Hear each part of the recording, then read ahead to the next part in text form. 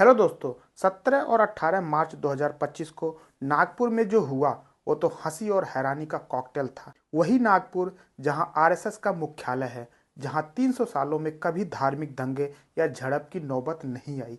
वहां दो गुट आपस में भिड़ गए, पत्थरबाजी, आगजनी और पुलिस पर हमले। और वजह एक फिल्म।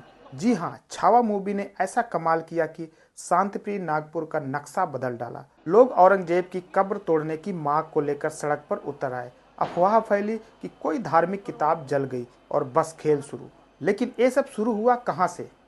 छावा फिल्म से, जिसने छत्रपति शिवा महाराज के इतिहास को ऐसा मसालेदार ट्विस्ट दिया कि डायरेक्टर साहब को माफ़ी मांगनी पड़ गई। माफ़ी से क्या, जनता तो फिल्म देखकर इतनी जागृत हो गई कि रात को टॉर्च और फावड़ा लेकर खेतों में खजाना खोदने निकल पड़ी। और कुछ नन्हे मुन्ने योद्धा औरंगजेब की कब्र से 318 साल पुराना बदला लेने के लिए बेकरार हो गए। ये फिल्म थी या इतिहास का रिमिक्स मसाला वर्जन? लेकिन हमारे देश में तो अब फिल्में ही ऑफिशियल हिस्ट्री बुक बन गई हैं। किताबें पढ़ने की जहमत कौन उठाए? गूगल पर 2 मिनट सच ढूंढने की अक्ल किसके पास बची है?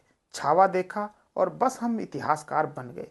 अफवाहों ने तड़का लगाया। कोई चिल्लाया औरंगजेब का मकबरा हटाओ, कोई बोला किताब जल गई। नतीजा, गाड़ियां जली, दुकानें टूटी, पुलिस वालों के सिर फटे। वाह रे मेरे जागरूक देशवासियों, तुमने तो कमाल कर दिखाया। लोगों की बौद्धिक क्षमता का हाल देखो, शून्य से नीचे भी जा चुकी है। सोचने समझने की ताकत वो तो अब सिर्फ फिल्मी डायलॉग रटने और टिकटॉक रील्स बनाने में खर्च होती है। छावा ने ऐसा जादू किया कि लोग खेत खोदने लगे, सड़कों पर हिंसा करने लगे और शांति संयम को बाय बाय बोल दिया। डायरेक्टर साहब, आपको ऑस्कर नहीं, सर्वश्रेष्ठ समाज बिगाड़ू का तमगा मिलना चाहिए। और हमारी जनता, वो तो फिल्म को इतिहास समझकर खुद को शिवाजी 2.0 मान बैठी है। औरंगजेब का मकबरा 318 साल पहले बना था। उसके बाद मराठा राजा आए, जंगें लड़ी, जीत हासिल की, लेकिन किसी ने उस कब्र को हाथ नहीं लगाया। क्यों? क्योंकि वे मैच्योर थे, अपने विरोधियों का सम्मान करना जानते थे। और आज के नेता उस मकबरे का इस्तेमाल अपनी नाकामियों से ध्यान भटकाने के लिए कर रहे हैं। नागपुर इसका ज्वलंत उदाहरण है। एक फिल्म, कुछ अफवाहें और बस शहर जल उठा।